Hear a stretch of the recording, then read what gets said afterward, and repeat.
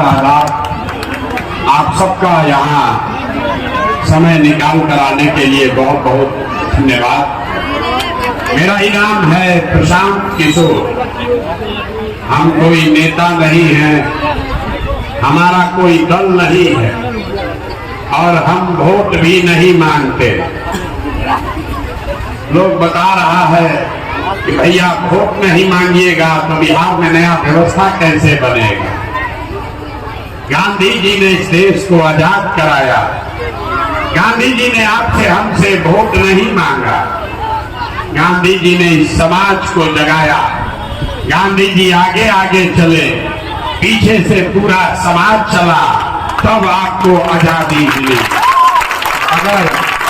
अगर गरीबी से आजादी चाहते हैं तो सबको बिहार में अपने और अपने बच्चों के लिए सजग होना पड़ेगा, खड़ा होना पड़ेगा। इसलिए ये अभियान चला रहे हैं। वोट क्यों नहीं मांगते? वोट मांगने वाला तो हर 1-2 वर्ष पर कोई ना कोई आपके पास आता ही है। जो आता है यही कहता है हमको वोट दे दो, हम आएंगे तुम्हारा सब काम कर देंगे। यही सुन सुन के आप जीवन भर से वोट दिए जा रहे। पहले आपने कांग्रेस को जिताया, फिर 15 बरस गरीब के बेटा लालू जी को राजा बनाए। अभी 18 साल से नीतीश बाबू कुर्सी पर बैठे। दिल्ली में लोगों ने मोदी जी को भी बैठा कर देख लिया। आपका और आपके बच्चों का जीवन नहीं सुधरा। अब आए हैं कोई प्रशांत किशोर। आप हमारी बात सुनिएगा, हम पर भरोसा करके हमको वोट दीजिएगा। तो इस बात की क्या गारंटी है कि जीतने के बाद हम आपके साथ धोखा नहीं करेंगे। जैसे पहले का आदमी धोखा किया, हम भी आपके साथ धोखा कर सकते। इसीलिए ये वोट मांगने का अभियान नहीं है। अभी 15-20 मिनट में आपको रास्ता बताएंगे। आपको ये बताएंगे, आपके आंख के सामने दिखाएंगे कि आपके गरीबी बदहाली का कारण क्या है और इससे निकलने का उपाय क्या है। आप बात को सुनिए, समझिए, ठीक लगे तो अपनाइए, और न ठीक लगे तो जैसे जिंदगी चल रहा है वैसे चलाइए। यहाँ पर हमारे मुसलमान भाई बहुत बैठे हुए। हम 5000 गांव में पैदल चलकर यहाँ पहुंचे और रोज कैमरे पर कहते हैं कि दलितों के बाद अगर सबसे ज्यादा कहीं गरीबी बदहाली दिखी तो मुसलमान भाइयों के गांव में दिखी।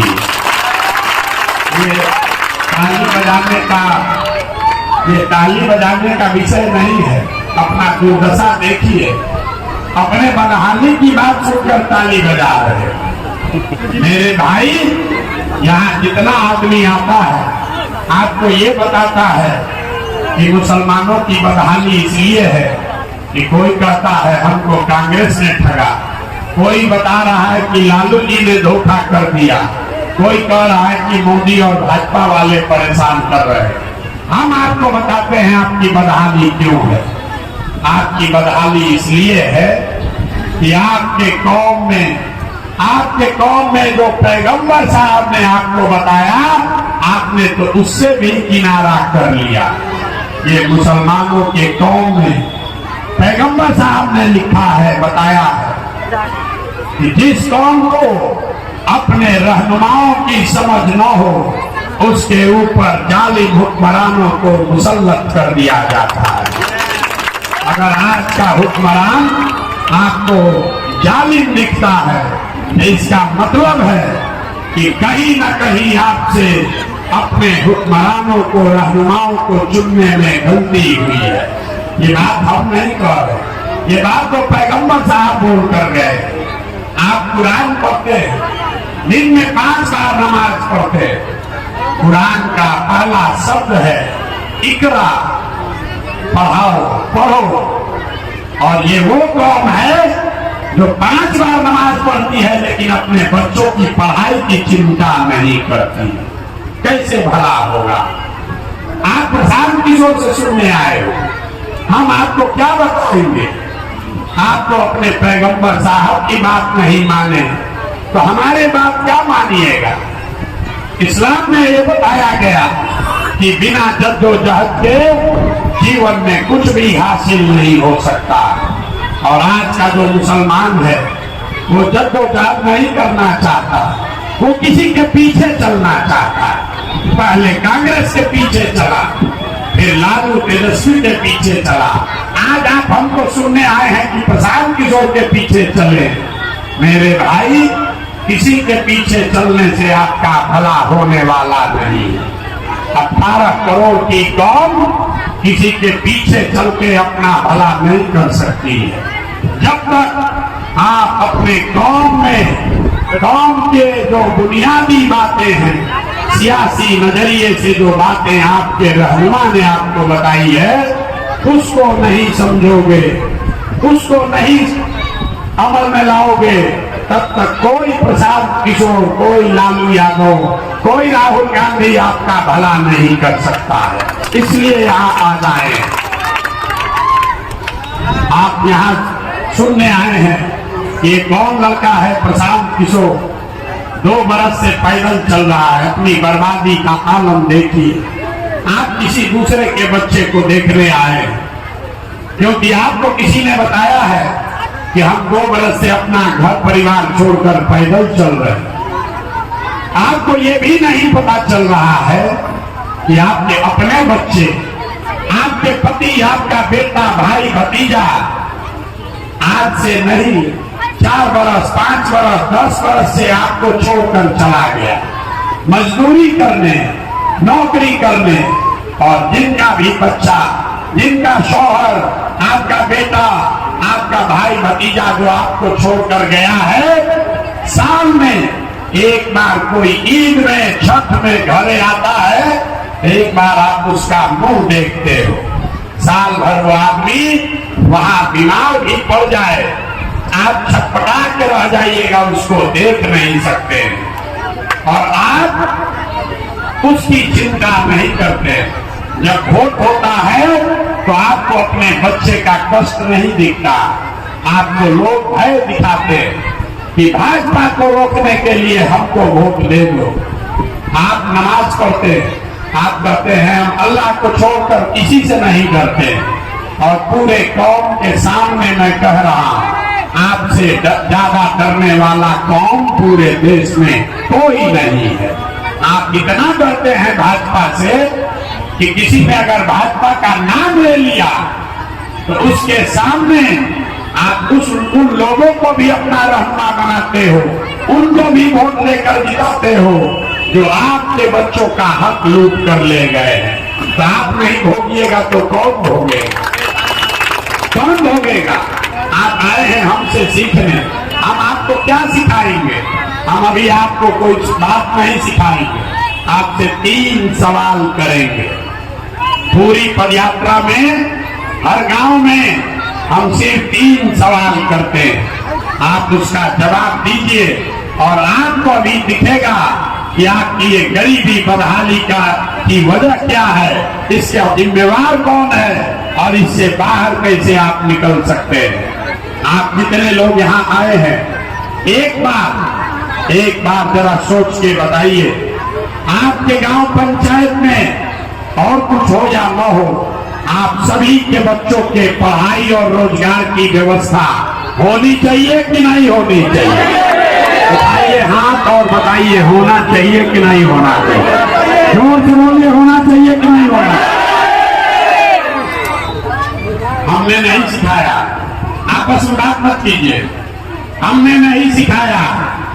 यहाँ बैठा हुआ हर व्यक्ति, आप चाहे हिंदू हैं या मुसलमान, अनपढ़ हैं या पढ़े लिखे, गरीब हैं या अमीर, महिला हैं या पुरुष, सबने कहा कि न भैया पढ़ने और रोजगार का व्यवस्था तो होना ही चाहिए।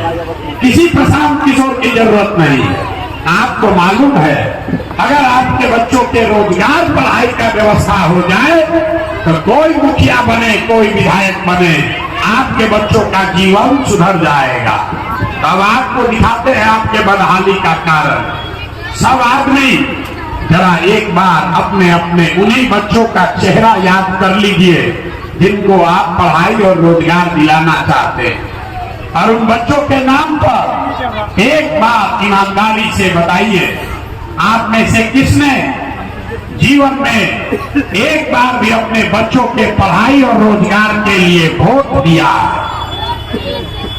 देखिए अपने गांव का दुर्दशा देखिए। अभी कितना जोर से बोले हैं, अभी वाहन खड़ा हो कहीं कि हमको फैक्ट्री रोजगार दिलवा दीजिए। अभी आपने कहा कि हमको रोजगार और पढ़ाई चाहिए, लेकिन जीवन में आपने अपने बच्चों के पढ़ाई रोजगार के लिए कभी वोट नहीं दिया। अब लोग कहता है कि बिहार में तो विकल्प नहीं है, सारा नेता चोर है। हम लोग तो सबको वोट लेकर देख लिए, अगर किसी ने कोई काम नहीं किया तो इसका क्या गारंटी है कि पढ़ाई रोजगार के लिए वोट देंगे तो मिलेगा?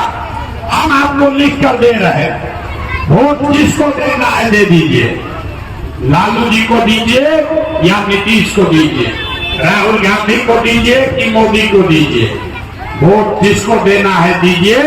अभी 2 मिनट में आपको दिखाएंगे वो रास्ता।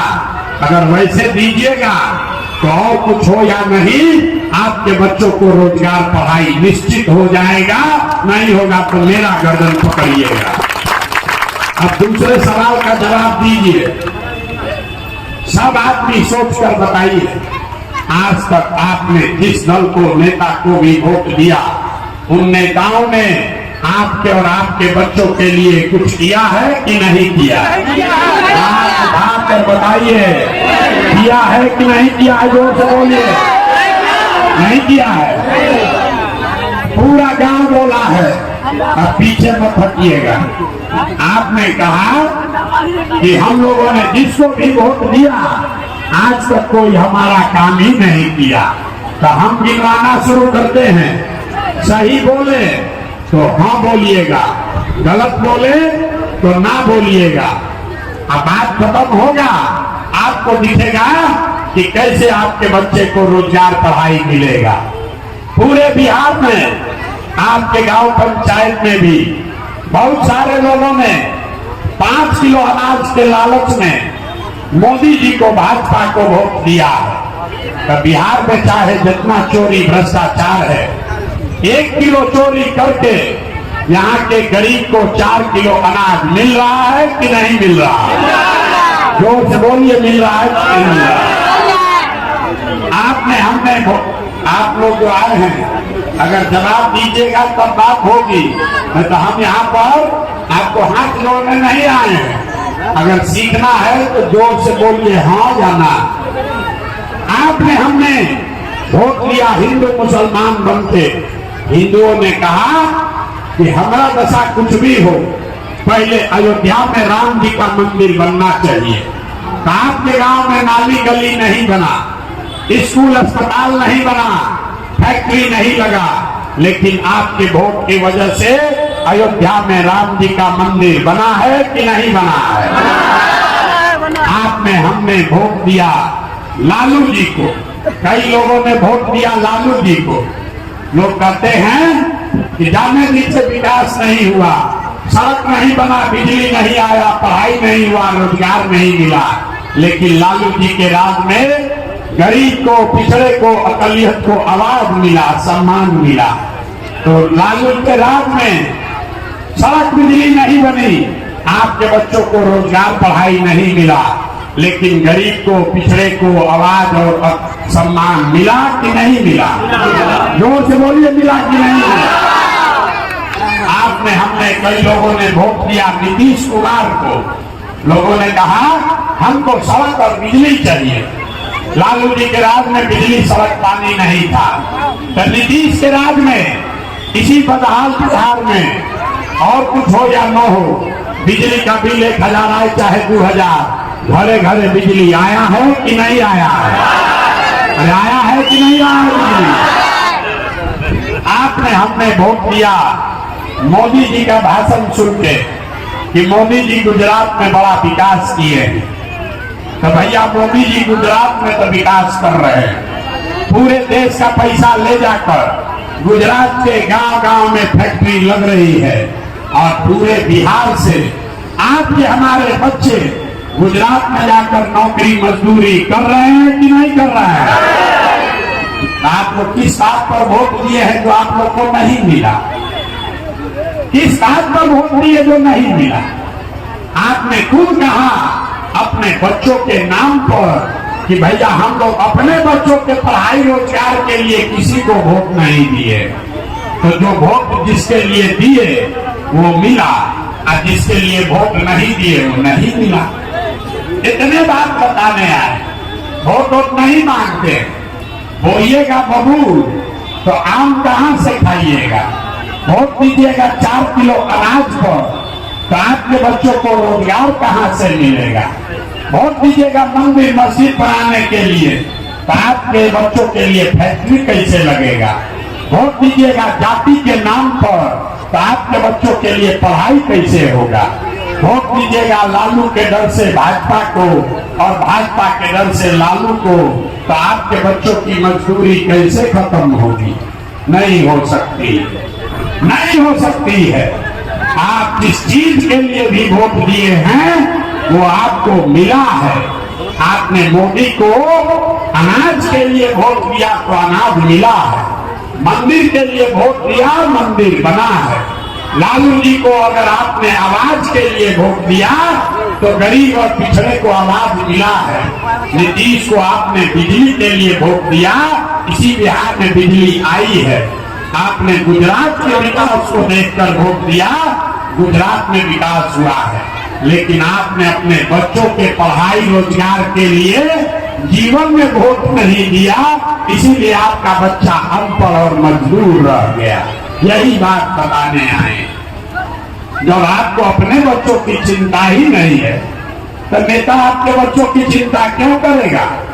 लोग कहता है हमको नेता ठग रहा, हम आपको बता रहे हैं कोई नेता आपको नहीं ठग रहा। नेता को ठगने की जरूरत क्या है, आप तो अपने ठगाने के लिए तैयार बैठे। हम जितने मुसलमान भाइयों के गांव से निकलते हैं लोग कहता है भैया हम लोग का दुर्दशा देखिए। और जितने मुसलमान भाई यहाँ है, जितने मुसलमान लोग यहाँ बैठे, आप चाहे स्कूल का बात कीजिए, रोजगार का बात कीजिए, जिस दिन वोट होगा उस दिन आपको ये कोई बात याद नहीं रहेगी। आपको एक ही बात याद है, कोई एक आदमी भाजपा का डर दिखाएगा और आपका झोला में भर के वोट ले जाएगा। वो लोग भी ले जाएंगे जिन्होंने आपके बच्चों का हक मारा है, वो लोग भी ले जाएंगे जिन लोगों ने आपके परिवार का जीना मुश्किल किया है। ये आपकी दुर्दशा है। जब आप अपने बच्चों के लिए नहीं फिक्रमंद हैं तो नेता आपके बच्चों के लिए क्यों फिक्रमंद होगा। अगर हमारी बात पर भरोसा नहीं है तो अभी आपको दिखाते हैं कि आपके दुर्दशा का क्या आलम है। जरा एक बार हाथ उठाकर बताइए, और कुछ हो या न हो, आपको अपने बच्चों की चिंता है या नहीं। हाथ उठाकर बताइए पीछे तक, अपने बच्चों की चिंता है कि नहीं है। अरे अपने बच्चों की चिंता है कि नहीं है। पूरा गांव बोला है और सब का सब आदमी झूठ बोल रहा है, पूरा गांव झूठ बोल रहा है। आपने कहा बिल्कुल आराम से हाथ उठाकर कह दिया हमको हमारे बच्चों की चिंता है। हम इसी बरसात में अभी 8 किलोमीटर से पैदल आ रहे, रास्ता में अगर 500 बच्चा मिला है, अगर 500 बच्चा मिला है, आधा से ज्यादा आपके बच्चों के शरीर पर शुद्ध कपड़ा नहीं है। जितने छोटे बच्चे हैं यहाँ देख लीजिए, ज्यादातर बच्चों के पैर में हवाई चप्पल भी नहीं है। हम सुबह से चल रहे, शाम हो गया, अभी तक किसी का बच्चा पढ़ता हुआ नहीं मिला। या तो आपका बच्चा विद्यालय गया नहीं, और अगर गया तो खिचड़ी खा के 10 बजते बजते रोड पर, गली में, घूरा पर, मैदान में दौड़ रहा। ये आपके बच्चे, ये नेताओं के बच्चे नहीं हैं, हमारे बच्चे नहीं हैं, ये आपके बच्चे। लोगों से पूछते हैं अरे भाई अपने बच्चे को कपड़ा काहे नहीं पहनाते हो, चप्पल क्यों नहीं खरीदते हो, पढ़ाते क्यों नहीं हो। लोग कहता है भैया इतना गरीब है कहां से पढ़ाए कहां से कपड़ा खरीदे। तो मेरे भाई जिन नेताओं ने